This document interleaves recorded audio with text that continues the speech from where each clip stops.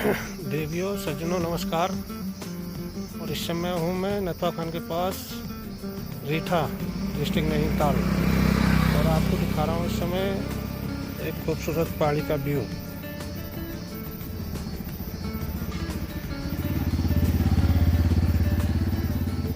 देखो कितना बढ़िया व्यू आ रहा है इस समय।